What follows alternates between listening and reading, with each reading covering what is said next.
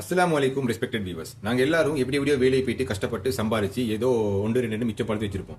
அந்த மாதிரி நாங்கள் சம்பாரிச்சு வச்சு அதை மிச்சப்படுத்தினதை கொள்ளையடிக்கிறதுக்கு ஒரு கூட்டம், அதுவும் இன்டர்நெட் மூலியமாக கொள்ளையடிக்கிறதுக்கு ஒரு கூட்டம் இங்கே வேலை செஞ்சுட்டு இருக்குது. அப்படி வேலை செஞ்சு அவங்க எவ்வளோ கொள்ளையடிச்சிருக்காங்கன்னு கேட்டால் ஒன்று இல்லை ரெண்டு இல்லை அவ்வளோ பேர் இருக்காங்க. அதுவும் பெரிய அளவில், அதாவது கிட்டத்தட்ட எனக்கு தெரிஞ்ச கிட்டத்தட்ட ஒரு நபர் 40 லட்சம் 50 லட்சம் அந்த மாதிரி வந்து ஏமாந்துருக்காங்க. அது எப்படின்னு கேட்டால் ஒரேடியாக அந்த மாதிரி ஒரு கணக்கை போட்டு ஏமாற மாட்டாங்க. ஒரு சின்ன ஸ்டார்ட் பாயிண்ட் வந்து ஸ்டார்ட் பண்ணி அவங்க அந்த மாதிரி ஆசையை காமிச்சு ஒரு பெரிய அளவுக்கு போனோன்னே உங்களை ஏமாத்திடுவாங்க. அப்படி இல்லாட்டி இதுக்கு போகிற உங்களுக்கு சல்லியே போட இயலாதுன்ற ஒரு நிலைமைக்கு வந்து உங்களை கொண்டாந்து விட்டுட்டு ஒரு பெரிய கணக்கு ஒன்று ஃபெஸ்ட்டுக்கே போட வச்சுட்டு அதை எடுக்கிறதுக்கு நீங்கள் அதுக்கு பார்க்க பெரிய கணக்கு ஒன்று போடணும் அப்படின்னு அவங்க சொல்லுவாங்க. அந்த பெரிய கணக்கு உங்களுக்கு போட்டதுக்கே இல்லை, எனக்கு ஏற்கனவே நான் போட்டதை தா அப்படின்னு நீங்கள் கேட்க வரைக்கும் அப்படி நீங்கள் கேட்பீங்க, ஆனால் கிடைக்காது. இதை எடுக்கணும்னு சொன்னால் இதுக்கு பார்க்க பெரிய கணக்கை நீ போட்டால் தான் உனக்கு நீ ஃபெஸ்ட்டாக போட்டதையும் இது கடைசியாக போட்டதையும் சேர்ந்து வரும், இந்த மாதிரிலாம் சொல்லி அவங்க வந்து மிரட்டுவாங்க. இதன் அடிப்படையில் இந்த ஸ்கேம் ஆகிக்கட்டும், இல்லாட்டி பெரும்பின்னு சொல்லுவாங்க, அதில் பல விஷயங்கள்லாம் இருக்கட்டும். இதெல்லாம் இவங்க எப்படி ஏமாத்துறாங்க, எப்படி உலக அளவில் அதிகமாக ஸ்ரீலங்காவில் அது ஒரு ட்ரெண்டாக இப்போ போயிட்டு இருக்குது. இவங்க எப்படி ஏமாத்துறாங்க, அதுலேயும் அதிகமான பெண்கள் இதில் ஏமாறுறாங்க, அதுலேயும் அதிகமான முஸ்லீம் பெண்கள் இதில் ஏமாறுறாங்க அப்படின்னு சொல்லி எனக்கு வந்து விளங்கிற கிடைக்குது. அதன் அடிப்படையில் இவங்க எப்படி இந்த மாதிரி விஷயத்துக்கு வந்து செய்கிறாங்க அப்படின்றத இந்த வீடியோவில் நாங்கள் பார்க்க போகிறோம். Welcome to the global durian YouTube channel.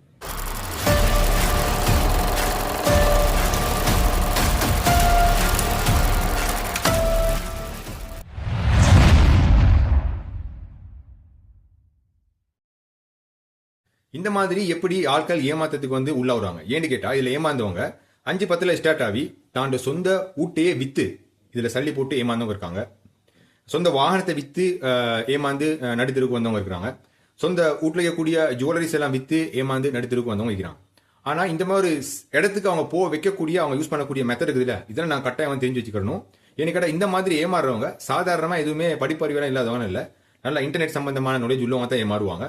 நல்லா படிச்சிருப்பாங்க, நல்லா இங்கிலீஷ் பேசக்கூடியவங்க, தெரிஞ்சவங்க, அந்த மாதிரி பேங்கிங் அது இது இன்டர்நெட்லேயே வந்து ட்ரான்ஸ்ஃபர் பண்ணக்கூடியவங்க, இது எல்லாமே வந்து அவங்க தெரிஞ்சிருக்கும். சொல்ல போனால் பெரிய பெரிய அரசாங்கத்தில் வேலை செய்யக்கூடிய ஆஃபீஸர்ஸ் கூட, பேங்க்ல வேலை செய்யக்கூடியவங்க கூட வந்து ஏமாந்திக்கிறாங்க. ஸோ இது ஒவ்வொருத்தரும் இந்த மாதிரி விஷயத்தை வந்து தெரிஞ்சுக்கிறது ஒரு மிக முக்கியமான விஷயம் சொல்லி நான் நினைக்கிறேன். அதன் அடிப்படையில் நாங்கள் இதை கட்டமாக வந்து தெரிஞ்சுக்கிறது தான் வந்து மிகவும் நல்லா இருக்கும். அதன் அடிப்படையில் கொஞ்சம் டைம் போனாலும் பரவாயில்ல, முக்கியமாக இதை பார்த்துங்க, நாளைக்கு உங்களுக்கும் இந்த மாதிரி நடக்கலாம்.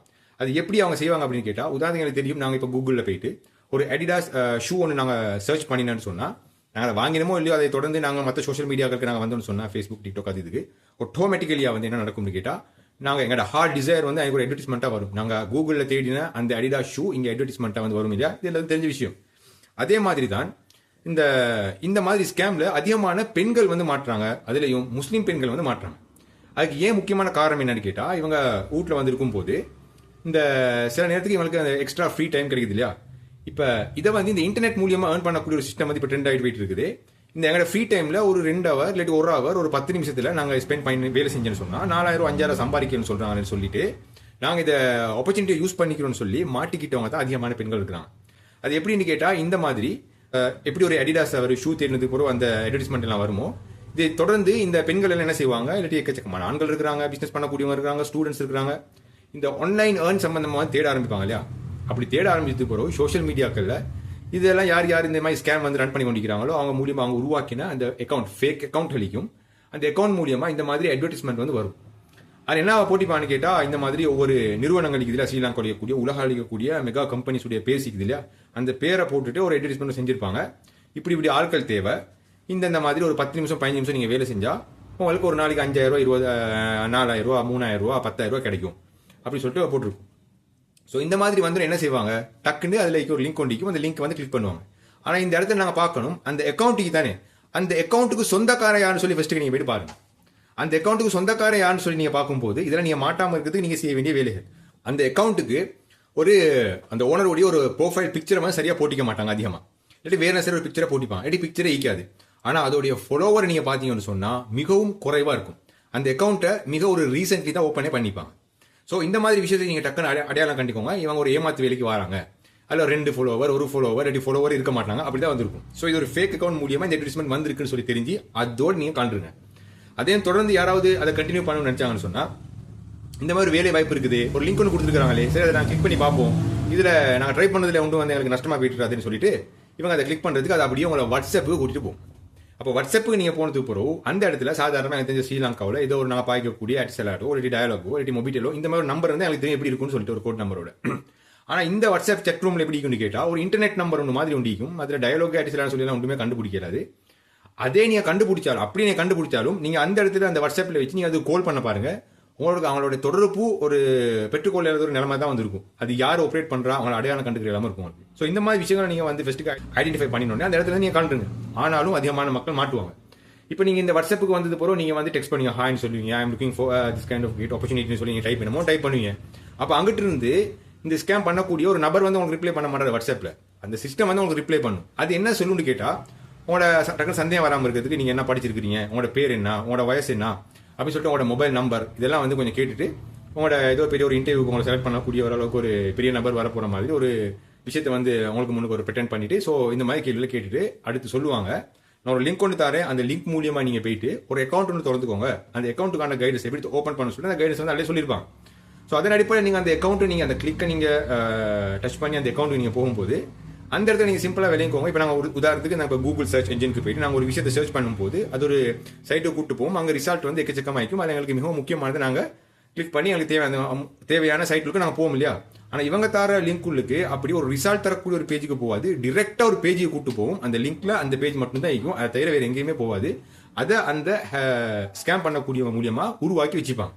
அந்த ஸ்கேம் பண்ணக்கூடியவங்க எதுவும் ஒன்று ரெண்டு தெரியாத சாதாரண ஆட்கள்லாம் இல்லை, ஐடி ஃபீல்டில் வந்து கலைக்கிறவங்களா இருக்கும், அப்ளிகேஷன் டெவலப்பராக இருப்பாங்க. இந்த மாதிரி பலவிதமான குவாலிஃபிகேஷனில் வைக்கக்கூடியவங்க தான் இவங்க.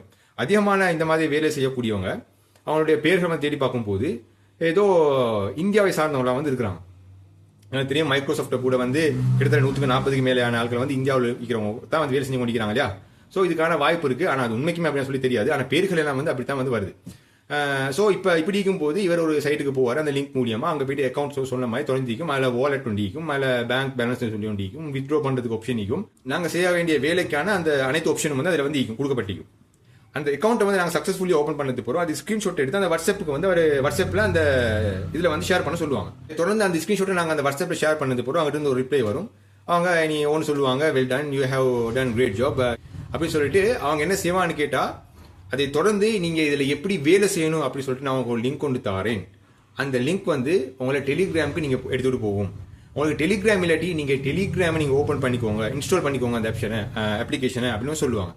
ஸோ வாட்ஸ்அப்பில் இருந்து என்றைக்கு உங்களை டெலிகிராமுக்கு கூட்டிகிட்டு போகிறாங்களோ அப்போவே நீங்கள் நினச்சிக்கோங்க இவங்கெல்லாம் மிகப்பெரிய திருடர்களாக இருப்பாங்க அப்படின்னு சொல்லிட்டு. ஏன்னு கேட்டால் இந்த மாதிரி அதிகமான ஹேக்கர்ஸ் வந்து டெலிகிராமை தான் வந்து யூஸ் பண்ணுவாங்க. அதுக்கு முக்கியமான காரணங்கள் வந்து இருக்குது. அப்படியே நீங்கள் டெலிகிராமுக்கு போயிட்டு இருந்தது போகிறோம், அதில் போயிட்டு நீங்கள் அவங்க தந்த லிங்க்கு போயிட்டு நீங்கள் ஹாய்னு நம்ம சொல்லுவீங்க இல்லையா, சொன்னது போல அங்கிட்டு ஒருத்தர் வந்து அவங்களை கண்டெக்ட் பண்ணுவார். அந்த நேரத்தில் கூட நீங்கள் டெலிகிராம் மூலியமாக அதுக்கு டிரெக்டாக நீங்கள் கால் எடுக்க பாருங்கள், வீடியோ கால் எடுக்க பாருங்கள். அவங்களோட ப்ரொஃபைல் பிக்சர் நீங்கள் போய்ட்டு பார்த்தீங்கன்னு சொன்னால் நிச்சயமாக டெலிகிராமில் ஃபோட்டோ போட்டிருப்பாங்க. அது யார்கிட்ட ஒரு ஃபோட்டோவாக இருக்கும். இப்போ அந்த அளவுக்கு அவங்க ஆனஸ்டான ஆட்களாக இருந்துன்னு சொன்னால் நீங்கள் ட்ரை பண்ணுங்க ஒரு கால் எடுத்து அவங்களோட டிரெக்டாக பேசுறதுக்கு. ஒன்றுமே சொல்ல போனால் அவங்களோட வாய்ஸ் நோட் ஒன்று சரி அவங்களுக்கு வந்து வராது. ஆனால் அவங்க கைட் பண்ணுவாங்க, டெக்ஸ்ட் மூலியமாக வந்து அனுப்புவாங்க. ஸோ ஏதோ அவங்க 2-3 கேள்வி எல்லாம் கேட்பாங்க, அவங்கள நம்பகத்தன்மை அவங்களை உறுதிப்படுத்திக்கிறதுக்காக அதுக்கேற்ற மாதிரி ப்ரொஃபஷனலி கேள்வி எல்லாம் கேட்பாங்க. கேட்டுட்டு அவங்க மறுக்க அவங்களுக்கு ஒரு லிங்க் கொண்டு தருவாங்க. அந்த லிங்க் உங்களை எங்கே கூப்பிட்டு போகணும்னு கேட்டால் மறுக்கா டெலிகிராம்லேயே அது ஒரு இன்னொரு சட் ரூமுக்கு கூட்டிகிட்டு போகும். அதுதான் வந்து உங்களை எப்படி வேலை செய்யணும் அப்படின்றதுக்கான கைடன்ஸ் தரக்கூடிய ஒரு அசிஸ்டன்ட் வந்து உங்களை வந்து கனெக்ட் பண்ணி விடுவாங்க. அந்த இடத்துக்கு நீங்கள் போனது போகிறோம், அந்த சட் ரூமுக்கு போனது போகிறோம், அவங்க ஒரு வேலை செய்யறதுக்கான அந்த ஸ்க்ரீன்ஷாட் எல்லாம் எடுத்து நீங்கள் எப்படி செய்யணும்னு சொல்லிட்டு அவங்க காட்டுவாங்க. அப்படி காட்டுனதுக்கு பிறகு நீங்களும் போயிட்டு ஃபர்ஸ்ட் நாள் போயிட்டு சில இடத்துல உங்களுக்கு 500 ரூபா 1000 ரூபா அப்படி வந்து டிபாசிட் பண்ண சொல்லுவாங்களா இருக்கும். இல்லாட்டி உங்களுக்கு ஃப்ரீயாக வந்து அன்றைக்கி வந்து செஞ்சு தருவாங்க. அப்படி ஃபர்ஸ்ட் நாள் நீங்கள் செஞ்சதுக்கு பிறகு இன்றைக்கி நீங்கள் 5 நிமிஷம் வேலை செஞ்சீங்க, அவங்களுக்கு இப்படி ஆர்டர்ஸ் வச்சு அந்த ஆர்டர் வந்து நீங்கள் கிளிக் பண்ணீங்க, அதனால உங்களுக்கு பெனிஃபிட் வந்து இன்றைக்கி 4000 ரூபா கிடைச்சிருக்குன்னு சொல்லிட்டு உங்களோட பேங்க் டீட்டெயில்ஸ் போயிட்டு கொடுங்க, அந்த அக்கௌண்ட்டில் போயிட்டு அந்த வாலெட்டுக்கு போயிட்டு சொல்லிட்டு போகிறோம். அந்த இவங்க உண்மைக்குமே அந்த அக்கௌண்ட்டுக்கு வந்து சல்லி 4000 ரூபா 5000 ரூபா வந்து டிபாசிட் பண்ணி விடுவாங்க. இப்போ செய்ய இருக்கிற வேலை என்னன்னு சொல்லி நான் சரியாக தெரிஞ்சுக்கணும். என்ன அப்படின்னு கேட்டால் இந்த மாதிரி இது ரிலேட்டடான வேலையை தான் வந்து வரும். எப்படின்னு கேட்டால் ஏதாவது ஒரு கம்பெனி, ஒரு மெகா கம்பெனி ஆகிட்டும், உலகில் இருக்கக்கூடிய பாப்புலர் பிராண்ட் ஒன்று ஆகிட்டும், அதை வந்து யூஸ் பண்ணி அவங்களாம் ஒரு அப்ளிகேஷன் மூலியமாக ஒரு சைட் ஒன்று டெவலப் பண்ணிப்பாங்க. அதில் போயிட்டு என்னென்னு கேட்டால் இப்போ உதாரணத்துக்கு ஒரு எலக்ட்ரானிக் சாமான் விற்கக்கூடிய ஒரு கடைன்னு சொல்லுவீங்களே, இப்போ ஒரு டிவி ஒன்று வருது.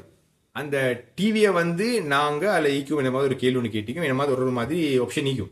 இப்போ நாங்கள் டச் பண்ணினோடனே அந்த டிவியோடைய விலை உதாரணத்துக்கு 20000 வைங்களே, அந்த 20000 ரூபாய்க்கு ஏற்ற மாதிரி எங்களுக்கு ஒரு கமிஷன் ஒன்று கிடைக்கும். ஒரு 150 ரூபா, ஒரு 500 ரூபா, ஒரு 750 ரூபா இப்படி கிடைக்கும்.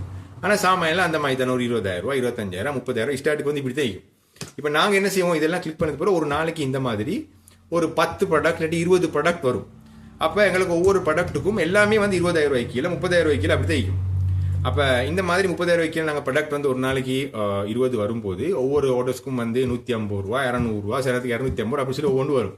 ஆனால் 20 ஆர்டரை நான் கம்ப்ளீட் பண்ணினதுக்கு பிறகு எங்களுக்கு முடிவில் கிட்டத்தட்ட 4,000 ரூபா, 5,000 ரூபா, 6,000 சொல்லிட்டு எங்களோட வாலெட் பேலன்ஸ் ஒன்று காட்டும். உண்மைக்குமே இது எங்களோட வாலெட்டுக்கு வந்து சல்லியா வந்திருக்கான்னு பார்த்தா இல்லை. அதை பார்த்துட்டு அதை ஸ்கேம் பண்ணக்கூடியவங்க என்னன்னு கேட்டால் உண்மைக்குமே எங்களோட பேங்க்கு சல்லியாக போடுவாங்க. ஃபர்ஸ்ட் நாள் ஓகே நீங்கள் சக்ஸஸாக செஞ்சிட்டீங்க, இன்றைக்கி வந்து உங்களோட சேலரி வந்து 5,000 ரூபா உங்களோட பேங்க் அக்கௌண்ட்டுக்கு இன்னும் 10 நிமிஷத்தில் வந்துடும் சொல்லிட்டு இவரும் 10 நிமிஷத்தில் போயிட்டு எடுத்துகிட்டு வந்துருவார். இப்போ பேங்க்கில் பார்த்தா சல்லியும் வந்துருக்கும். இப்போ தான் ஒரு ஏமாற வந்து ஆரம்பிப்பார். இப்போ இது தொடர்ந்து இப்போ அடுத்த நாள் வந்து எப்படா ஸ்டார்ட் ஆகுது, எப்படினா வேலை செய்ய போகிறேன்னு சொல்லி எதிர்பார்த்து காலையிலேயே வந்து எழும்பி ரெடியாகி ஃப்ரெஷ் ஆகி வந்து இவர் வந்து டெலிகிராமுக்கு வந்து ஹாய்னு சொல்லி போட்டோன்னே அங்கே ஹாய்னு சொல்லி மெசேஜ் வந்து வரும்.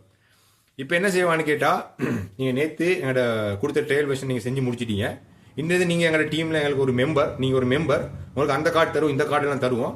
அதுக்கு முந்தி எங்களோட டீமுடைய இந்த குரூப்புக்கு வந்து நான் உங்களை ஆட் பண்ணுறேன் அப்படின்னு சொல்லிட்டு அந்த குரூப்புக்கு வந்து ஆட் பண்ணுவோம். இப்போ 2வது நாள் இந்த குரூப்பில் வந்து ஆட் பண்ண என்னன்னு கேட்டால், அந்த குரூப்பில் எக்கச்சக்கமான பேர் வந்து ஆல்ரெடி ஆட் ஆகிப்பாங்க. இப்போ இவர் ஒரு புதிய நபர் தானே, அவங்க என்ன செய்வாங்கன்னு கேட்டால், இந்த புதிய நபரை ஏமாத்துறதுக்கு இன்னும் 2-3 புதிய நபர் இதுக்கு ஆட் ஆகி அவரோட சேர்ந்து வந்த மாதிரி அவங்களே ஆட்களை வந்து போட்டு வச்சிருப்பாங்க. இப்போ 2வது நாள் என்ன செய்வான்னு கேட்டால், இந்த மாதிரி வேலை செய்யணும்னு கேட்டால், ஃபர்ஸ்ட் நாள் நீங்கள் சல்லி டிபாசிட் பண்ணல, நாங்கள் ட்ரையல் என்னோட கம்பெனியால் சல்லி போட்டு நாங்கள் செஞ்சோம். இன்றைக்கி நீங்கள் அந்த அதில் வரக்கூடிய ப்ராடக்ட்டை நீங்கள் இப்போ 30,000 ரூபா சாமான் வருதுன்னு சொன்னால் வாங்குறதுக்கு உங்களோட வாலெட்டில் 30,000 இருக்கணுமே, அப்போ தானே வாங்கலும். ஸோ அந்த மாதிரி நேற்று நாங்கள் எங்களோட கம்பெனி மூலியமாக 30,000 ரூபாய்க்கு நாங்கள் போட்டோம். அதனால தான் நீங்கள் டிவி எலக்ட்ரானிக்ஸ் வாங்கினீங்க. இப்போ இன்றைக்கு வந்து உங்களோட அக்கௌண்ட் பேலன்ஸ் வந்து 0 இருக்குது. நீ இன்றைக்கி வேலை செய்யணும்னு கேட்டால் இன்றைக்கி நீங்கள் டிபாசிட் பண்ணணும் அப்படின்னு வந்து சொல்லுவாங்க இல்லையா. அப்போ சொல்கிறதுக்கு அவங்க சொன்னதுக்கு போய் என்ன நடக்கும்னு கேட்டால், அந்த குரூப்பில் அதே மாதிரி புதுசாக வந்துடுவோம் தெரிவிப்பாங்க தானே, அவங்க என்ன செய்வாங்கன்னு கேட்டால், இந்த மாதிரி 30,000 ரூபா ஒன்று எடுத்து டிபாசிட் பண்ணி அந்த சிட்டை அதே குரூப்பில் ஷேர் பண்ணுவாங்க. அது மாதிரி 2-3-4 பேர் செய்வாங்க. அது எப்படி உண்மைக்குமே ட்ரான்ஸ்ஃபர் பண்ணியிருப்பாங்க, உண்மையுமே பேங்க் மூலியமாக ட்ரான்ஸ்ஃபர் பண்ணியிருப்பாங்க, அதில் எந்த ஒரு பிரச்சனையுமே வராது, அந்த ஸ்லிப்ல எல்லாம் எந்த ஒரு கலவுமே இருக்காது, உண்மைக்குமே ட்ரான்ஸ்ஃபர் பண்ணியிருப்பாங்க. ஆனால் அவங்களே ஆட்களாக இருப்பாங்க. ஆனால் அது எங்களுக்கு தெரியாது. அப்படி என்னைய மாதிரியே புதுசாக வந்தவங்க ஒருத்தவங்க தானே, நான் எனக்கு பயப்படுறேன், அவங்களும் ட்ரான்ஸ்ஃபர் பண்ணியிருக்காங்களே, இந்த பேங்க் டீட்டெயில்ஸ் எல்லாம் வந்து பார்த்தா எல்லாம் பக்காவாக இருக்குது, எங்களுக்கு பயப்படுறதுக்கு ஒன்றுமே இல்லையே, டைம் அது இது எல்லாமே போட்டிருக்குது. அந்த சல்லி அவங்க போட்டது மட்டும் இல்லாமல் டிபாசிட் பண்ணது மட்டும் இல்லாமல் வேலை செஞ்சுட்டு அவங்க பேங்க்ல இருந்து வித்ட்ரோ பண்ணிக்கிறாங்களே, அதே மாதிரி எடுத்துட்டு அதையும் ஷேர் பண்ணிக்கிறாங்களே. ஏன்னா அது ரெண்டையுமே அந்த குரூப்ல எல்லாருமே ஷேர் பண்ணுவாங்களாம். ஸோ அதையும் ஷேர் பண்ணிக்கிறாங்களே அப்படின்னு சொல்லிட்டு இப்போ இவங்களுக்கு வந்து கன்ஃபிடென்ட் ஆயிடுவாங்க. அது மாதிரி பேங்க் சம்பந்தமான அதை ட்ரான்ஸ்ஃபர் பண்ணினது, டிபாசிட் பண்ணினது எல்லாமே அந்த ஸ்லிப் எல்லாம் வந்து அந்த பேங்க் அந்த குரூப்ல ஷேர் ஆகிக்கிட்டே இருக்குமா. இன்றைக்கு நான் இவ்வளோ போட்டேன், இன்றைக்கு நான் இவ்வளோ சம்பாதிச்சேன், இது அந்த பேங்க் டீட்டெயில்ஸ் வந்து ஷேர் பண்ணிக்கிட்டே இருப்பாங்க. ஸோ இந்த மாதிரி புதுசாக போகிறவங்க இதெல்லாம் பார்த்து நம்பி ஏமாந்து என்ன செய்வாங்க, ஃபர்ஸ்ட் நாள் எவ்வளோ போடணும், 30,000 ரூபாவா, 5,000 ரூபாவா, 10,000 ரூபா, அந்த மாதிரி கணக்கை பயந்து போயிட்டு போடுவாங்க. அப்படி போட்டதுக்கு பிறகு அதை ஸ்க்ரீன்ஷாட் எடுத்து இல்லை அந்த ஸ்லிப்பை வந்து குரூப்பில் வந்து ஷேர் பண்ணுவாங்க. ஷேர் பண்ணதுக்கு பிறகு அவங்களோட அசிஸ்டன்ட் மறக்காம அந்த வேலையை வந்து செய்யறதுக்கு அங்கே இடத்துக்கு கூட்டிகிட்டு போயிடுவாங்க. இந்த மாதிரி செய்யுங்க, இந்த மாதிரி செய்யுங்க. இப்போ வேலை இவருக்கு வந்து தெரியும், பெரிய வேலைலாம் இல்லை, அந்த மாதிரி ஆர்டர்ஸ் வரும், 20 ஆர்டர்ஸ் வரும். வந்ததுக்கு பிறகு அது வந்து கிளிக் பண்ணணும், கிளிக் பண்ணி இவருக்கு பெனிஃபிட் கிடைக்கும் இத்தனை. அப்போ என்னன்னு கேட்டால், இன்றைக்கு 30,000 போட்டுருக்காரு. இப்போ இவர் 2வது நாளும் வந்து வேலை செஞ்சிருவார். வேலை செஞ்சோன்னா ஒரு 4,000 5,000 இவருக்கு வந்து கிடைக்கும். அதுக்கப்புறம் சேலரி வந்துடும். அதுக்கப்புறம் மறக்க இவர் பேங்க்குக்கு போவார். உண்மைக்குமே அந்த மாதிரி டிபாசிட் ஆகிருக்கும். இவர் சந்தோஷத்தில் உச்சத்துக்கு போய்த்துருவார். அதே மாதிரி ஒரு 30,000 போட்டிருப்பாரு. அன்றைக்கு பெனிஃபிட் ஒரு 5,000 6,000 வரைக்கும் 36,000 பேங்க்குக்கு வந்திக்கும். இவர் எடுத்துக்கிட்டு அதே எடுத்துட்டு ஸ்க்ரீன் ஃபோட்டோ எடுத்துகிட்டு வந்து அதை வந்து அந்த குரூப்பில் வந்து ஷேர் பண்ணுவார். இப்போ இங்கே எல்லாம் வந்து சட்டப்படி போயிட்டு இருக்குதா. இப்போ இதை மாதிரி 2-3 தரக்கா போட்டுட்டு ஒரு கட்டத்தில் என்ன நடக்கும்னு கேட்டால், மறுக்க ஒரு நாளைக்கு ஒரு 30,000 இவர் வந்து போடுவார் தானே. இப்போ திடீர்னு கணக்காக கூட்ட இல்லாதே. இப்படி இவர் 30,000 போட்டு வேலை செஞ்சு கொண்டிருக்கும் போது இவர் 30,000 கீழே தான் அந்த ப்ராடக்ட் வந்து கொண்டிருக்கும். இப்போ இந்த கணக்கை கூட்டத்துக்காக இவங்க என்ன செய்வான்னு கேட்டால், திடீர்னு இப்போ 30,000 சொன்னால் 30,000 கீழே ஒரு 20 ப்ராடக்ட் மாதிரி வரும் இல்லையா. இப்போ இதில் 100 ரூபா 150 ரூபான்னு சேர்ந்து 20 ப்ராடக்டோட 5,000 6,000 ஆகுது. இப்போ 30,000 கீழே ப்ராடக்ட் வந்துட்டு இருந்தது. இப்போ இவர் இன்றைக்கு 30,000 போட்டிருப்பாரு பழமையா மாதிரி. இப்போ 30,000 போட்டு அடிக்கும் போது இந்த வார ஆர்டர்ஸில் திடீர்னு என்ன நடக்கும்னு கேட்டால், ஏதோ ஒரு ஆர்டர் 30,000 தாண்டி 1 லட்சம் 1.5 லட்சம் 80,000 ரூபா 2 லட்சம் அப்படின்னு சொல்லி ஒரு ஆர்டர் ஒன்று வரும். என்ன மாதிரி வேல்யூபிள் ஒரு ப்ராடக்ட் ஒன்று வந்து வரும். அவர் வளமையாக 30,000 ரூபா போட்டுட்டு ஒரு 20 ஆர்டர்ஸ் வரும், கிளிக் பண்ணுவார். அதில் 150 ரூபா 200 கொமிஸ் வரும். வேலையை முடிச்சுட்டு 5 நிமிஷத்தில் வந்து பேங்க்கு போய்ட்டு சல்லி எடுக்க. இப்போ இன்றைக்கு என்ன நடந்துச்சுன்னு கேட்டால், இவர் 30,000 டிபாசிட் பண்ணிட்டு வந்தோடனே இவருக்கு டெய்லி வளமையாக 20 ப்ராடக்ட் வரும், கொமிஸ் வரும். ஆனால் இன்றைக்கு என்னன்னு கேட்டால், ஒரு இடத்துல வந்து இருவிருச்சு. ஒரு 10 ஆர்டர் வருது, இன்னும் 10 ஆர்டர் இருக்குது. 30,000 டிபாசிட் பண்ணியிருக்கிறாரு. 10வது ஆர்டர் வந்து ஒரு ப்ராடக்ட் ஒன்று வருது. அது 1 லட்சம் ரூபா அதோட பைசா வந்து காட்டுது. இப்போ காட்டுறது பிறகு அது இவர் கிளிக் பண்ணினா அது கொமிஷன் வந்து கிடைக்கும். ஆனால் கிளிக் ஆகாது, அதுக்கு அங்கிட்டு போகாது. ஏன்னு கேட்டால் இவர்கிட்ட பேங்க் அதாவது வாலெட் பேலன்ஸ் எவ்வளோன்னு கேட்டால் 30,000 தான் இருக்குது. ஆனால் இப்போ வந்துருக்கிற ப்ராடக்ட் எவ்வளோ, இவருக்கு வளமையாக 30,000 கீழே தான் வரும். இன்றைக்கு 1,00,000 ப்ராடக்ட் ஒன்று வந்துருச்சு. இப்போ இவர் வந்து பதறிடுவார், என்னடா அடுத்த ஆப்ஷனுக்கு போகுது இல்லையே. இப்போ இவர் வந்து இவரோட கன்சல்டன்ட் கிட்ட யார்கிட்ட வந்து இப்போ வந்து இப்படி ஒன்று ஆகிடுச்சின்னு சொல்லி இவர் கேள்வி கேட்க போவார். அப்போ அவங்க என்ன கைட் பண்ணுவாங்கன்னு கேட்டால், இப்போ இன்றைக்கு அவங்களுக்கு ஒரு போனஸ் ஒன்று கிடைச்சிருக்குது. வளமையாக அவங்களுக்கு 30,000 கீழே ஒரு சாமான் கிடைக்கும். உங்களுக்கு கொமிஷன் 150 ரூபா 200 ரூபா கிடைக்கும். இன்றைக்கி உங்களுக்கு ஒரு கிளாசிக் கோட் ஒன்று கிடைச்சிருக்குது. இந்த மாதிரி ஒரு பேரை சொல்லி ஒரு சான்ஸ் ஒன்று கிடைச்சிருக்குது, ஒரு போனஸ் கிடைச்சிருக்குது. அது 1,00,000 ரூபான்னு சொன்னால் மற்ற நாளைக்கு உங்களுக்கு ஒரு ப்ராடக்ட்டுக்கு 150 ரூபா 200 ரூபா கிடைக்குதுன்னு சொன்னால் இதுக்கு உங்களுக்கு 5,000 ரூபா கிடைக்கும். அப்போ இன்றைக்கி இந்த ஆர்டருக்கு 5,000 ரூபா, மற்ற மாதிரி உங்களுக்கு 5,000 ரூபா கிடைக்கும். 10,000 ரூபா 15,000 கிட்ட கொமிஷன் கிடைக்கும் அப்படின்னு நான் சொல்லுவான். அப்போ அதை எடுக்கணும்னு சொன்னால் என்ன செய்யணும், இதுக்கு பிறகு அந்த சிஸ்டத்தை ரன் பண்ணணும்னு சொன்னால் என்ன செய்யணும், இப்போ வந்திக்கக்கூடிய 1,00,000 ரூபாய் பொறுமதி இது இல்லையா, அந்த ஆர்டரை நாங்கள் கிளிக் பண்ணணும். அப்போ என்ன செய்யணும், அதை எடுக்கிறதுக்கு போதுமான வாலெட் பேலன்ஸ் செய்யணும். அப்போ ஏற்கனவே 30,000 ரூபா இருக்குது. அப்போ என்ன செய்யணும், இன்னும் நீங்கள் 70,000 ரூபா போடுங்கன்னுவான். இப்போ என்ன செய்வான், ஏற்கனவே 30,000 ரூபா ஒன்று இருக்குது இல்லையா, இப்போ போட்டாலும் பிரச்சனை போடாட்டியும் பிரச்சனை. ஆனால் இவன் பார்ப்பான் அந்த குரூப்புக்கு போயிட்டு லட்சக்கணக்கு 4 லட்சம் 5 லட்சம் 10 லட்சம் எல்லாம் வந்து பேங்க்ல டிபாசிட் பண்ணி வந்து போயிட்டு இருக்கிறாங்க. எல்லாம் ஆத்தரைஸ்ட் பேங்க், எல்லாமே ப்ரூஃப், எக்ஸாக்ட்லி ப்ரூஃப் இருக்குது. இது 70,000 ரூபாய் என்ன ஒரு பிச்சைக்கார சல்லி, நானும் 5-6 நாள் வேலை செஞ்சுட்டு தான் இருக்கிறேன், சரியா டைமுக்கு வருது, இவ்வளோ பேர் வந்து போயிட்டு இருக்காங்க, பேங்க் ஏமாத்திடுமான்னு சொல்லி நாங்கள் நினைப்போம். அப்போ இவங்க அவர் என்ன செய்வார், இந்த மாதிரி ஃபர்ஸ்ட் தரக்கா வந்து இவர் போயிட்டு அந்த பயந்து இவர் 70,000 ரூபாயும் போடுவார். போட்டுட்டு அந்த மாதிரி அதே வந்து சிலத்துக்கு அந்த மாதிரி இவர் வந்து போவார். இப்படி கண்டினியூ பண்ணிக்கொண்டே போகும்போது இன்றைக்கு 1,00,000 ரூபா போட்டது அந்த பயம் கொண்டதில் விட்டுப்பட்டு போய்த்திரும். ஒரு நாளைக்கு 2 லட்ச ரூபா போடுவார், 3 லட்ச ரூபா போடுவார், இவருக்கு சல்லி வரும். ஒரு கட்டத்தில் பெரிய அமௌண்ட் ஒன்று போடுவார், அவர் வந்து மாட்டிடுவார், அவங்க மாட்ட வைப்பாங்க. சரியா? ஆனால் இதில் எப்படின்னு கேட்டால் இந்த பேங்க் சீன் இருக்குது தானே, இந்த பேங்க் சீனில் அவங்க ட்ரான்ஸ்ஃபர் பண்ணுறது ஒன்றுமே வந்து பொய் இல்லை. அவங்கள்டே ஆட்கள் இருப்பாங்க, அவங்கள்ட்ட சல்லி எடுத்துட்டு இந்த அக்கௌண்ட்டுக்கு அக்கௌண்ட் மாறி போட்டுக்குருவாங்க. ஆனால் அவங்களோட ஆட்கள் ஸ்ரீலங்கா இருந்தாலும் சரி, எந்தெந்த நாட்டில் இருக்குதோ அந்தந்த எல்லா பேங்க்குக்கு தானே, எல்லா பேங்க்லையும் அவங்களோட அக்கௌண்ட். அப்படி இல்லாட்டி இந்த பிரமிட் சிஸ்டத்தை இந்த ஸ்கேம் ஆப்ரேட் பண்ணக்கூடிய இருக்கிறாங்க தானே, அவங்க இந்த மாதிரி வேலைக்கு வரவங்களை அவங்க எப்படியோ தொடர்பு பெற்றுக்கொண்டு உனக்கு ஒரு நாளைக்கு நான் 4,000 ரூபா நான் உங்களுக்கு சம்பளம் தரேன், ஒரு வேலை ஒன்று செய்ய அப்படின்னு கேட்டு அவனோட பேங்க் இன்ஃபர்மேஷனை வந்து கொடுக்குறேன். அவனோட பேங்க் இன்ஃபர்மேஷன் அவன்ட்டு இந்த வாங்கிட்டு அதை இந்த மாதிரி ஆட்களுக்கு சல்லி போடுறதுக்கு வந்து கொடுக்குறேன். ஸோ அவங்க சல்லி டிபாசிட் பண்ணிட்டு கூட இந்த மாதிரி ஸ்கேமில் வந்து மாட்டிப்பட்டாங்க, சல்லி டிபாசிட் பண்ணிட்டு கூட பேங்க் அக்கௌண்ட் தானே போடுறேன். அந்த பேங்க் அக்கௌண்ட் அந்த பேங்க் அந்த ஓன் வைக்கிற அந்த ஹோல்டர் இருக்கிறாங்க இல்லையா, ஸோ அவங்களோட அட்ரஸ் எல்லாம் பேங்க் லீக்கும் தானே. ஸோ இவங்க எப்படி ஸ்கேம் பண்ணுவாங்க, அப்படியே நாங்கள் எப்படி அது வந்து சாத்தியம் இல்லைன்னு சொல்லிட்டு பயப்படாமல் வந்து போடுவாங்க. ஆனால் நீங்கள் இந்த மாதிரி ஒரு ஸ்கேமுக்கு மாட்டிப்பட்டுட்டு நான் சல்லி போட்டேன் இவருக்கு தான் கடைசியா இந்த பேங்க் அக்கௌண்ட்னு சொன்னீங்க, அவர் தேடி போனீங்கன்னு சொன்னால் அவர் ஸ்ரீலங்காவில் கூட இருக்க மாட்டாரா இருக்கும். அப்படியே நீங்கள் அதை அவரை யாருன்னே நீங்கள் கண்டுபிடிச்சான ஒரு கட்டத்தில் அவருக்கும் இந்த ஸ்கேம் ஆப்ரேட் பண்ணி வைக்கிறாங்க இல்லையா, அவங்களுக்கும் எந்த சம்மந்தமும் வைக்காது. அவர் போயிட்டு சொல்லுவார், என்ன தெரியுமா, எனக்கு ஒருத்தர் இப்படி தான் ஆன்லைனில் வேலை தான்னு சொன்னார், என் அக்கௌண்ட் நம்பரை கேட்டார், நான் கொடுத்தேன், இதுக்கு சல்லி வரும், அவங்களுக்கு டிபாசிட் பண்ண சொன்னாங்க, அதுக்கு எனக்கு ஒரு நாளைக்கு 4,000 ரூபா தருவாங்க, அவ்வளவு தான் நான் செஞ்சேன். அது மாதிரி தான் நீங்களும் எனக்கு எத்தனையோ சல்லி வந்துச்சு, நீங்கள் போட்டீங்க, நான் எடுத்து அவங்களுக்கு ட்ரான்ஸ்ஃபர் பண்ணிட்டேன், எனக்கு அன்றைக்கி 4,000 ரூபா வளமையாக தந்தாங்க, எனக்கு வேற ஒன்றுமே தெரியா அப்படின்னு சொல்லுவோம். அதுதான் உண்மையும் கூட. ஆனால் உண்மையான சொந்தக்காரவங்கள இதில் கண்டே பிடிக்கலாது. ஸோ இந்த மாதிரி இவர் ஏமாந்து ஒரு கட்டத்தில் ஒரு மிகப்பெரிய ஒரு ட்ரப்புக்கு வந்து மாட்டுவார். உதாரணத்துக்கு இன்றைக்கி ஒரு 20 லட்சம் ரூபா ஒரு ப்ராடக்ட் ஒன்று வந்துருச்சு. இப்போ இதை போட்டால் இவருக்கு இன்றைக்கு வந்து 2 லட்சம் ரூபா பெனிஃபிட் கிடைக்கும் அப்படின்னு சொல்லி வந்து இருக்கும். இப்போ ஏற்கனவே ஒரு இன்னொரு 10 லட்சம் போட்டிருப்பாரு, 30 லட்சம் ரூபா எல்லாம் போட்டுட்டு இந்த மாதிரி ஒரு பெரிய கணக்கு கொண்டு வந்து எடுக்கிறதுக்கு பெருசாக நம்ம வந்து வீட்டில் விற்போம் அப்படின்னு சொல்லி இப்போ கிடைக்கிறது ஷுவர் தானே. ஸோ அதன் அடிப்படையில் இந்த மாதிரி பெரிய மூச்சல் எடுத்து பெரிய கணக்கில் சல்லியை போட்டதுக்கு போகிறோம். ஒரு கட்டத்தில் வந்து இப்போ இவரோட 20 ஆர்டரில் ஒரு கிளாசிக் ஆர்டர் ஒன்று வரும் தானே, ஒரு பெரிய அமௌண்ட் உண்டு. அந்த மாதிரி மிச்சம் கஷ்டப்பட்டு இப்போ ஒரு ஏற்கனவே ஒரு 10 லட்சம் டிபாசிட் பண்ணியிருப்பாரு, ஒரு கிளாசிக் ஆர்டர் ஒன்று மாட்டும், அது 20 லட்சமாக இருக்கும். இப்போ 20 லட்சத்தை வந்து ஒரு கஷ்டப்பட்டு ஊட வித்து மாற்றி செஞ்சு கொண்டு போகும்போது அன்றைக்கு நாளே அந்த ஆர்டரை கம்ப்ளீட் பண்ணுறதுக்கு முந்தையே இன்னொரு கிளாசிக் ஆர்டர் ஒன்று வரும், அது 40 லட்சம் மறக்க 30 லட்சம்னு கேட்கும். இப்போ இவருக்கு செய்யறதுக்கு வழியே இல்லா போயிட்டும் இந்த இடத்துல வந்து மாட்டுவார். இது இப்படியே ரன் ஆகிட்டே இருக்கும். சரியா? ஒருத்தர் மாற்ற வரைக்கும் இது வந்து ரன் ஆகும். ஆனால் இந்த சிஸ்டம் வந்து கொலாப்ஸ் ஆகாது. அது கொலாப்ஸ் ஆகிற நேரத்தில் அந்த ஓனரையும் வந்து பிடிக்க கிடைக்காது.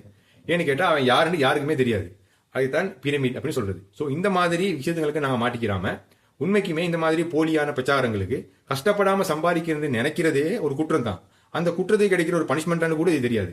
ஏன்னு கேட்டால் கஷ்டப்படாமல் யாருக்குமே சம்பாதிக்க இயலாது. அது ஒரு வேற சப்ஜெக்ட் ஒன்றா இருந்தாலும். ஸோ இந்த மாதிரி நாங்கள் இன்டர்நெட் மூலியமாக ஏமாந்து நாங்கள் ஒரு மிகப்பெரிய ஒரு கவலையான ஒரு கஷ்டமான சிச்சுவேஷனுக்கு தள்ளப்படாமல் நாங்கள் ஏமாறாமல் நாங்கள் இந்த மாதிரி விஷயத்தில் நல்ல விழிப்புணர்வு வந்து இருக்கிறோம். இந்த மாதிரி விஷயங்கள் அதிகமாக ஸ்ரீலங்காவில் நடக்குது. அதுக்காக தான் நான் சொன்னேன். அஸ்ஸலாமு அலைக்கும் வரஹ்மத்துல்லாஹி வபரகாத்துஹு.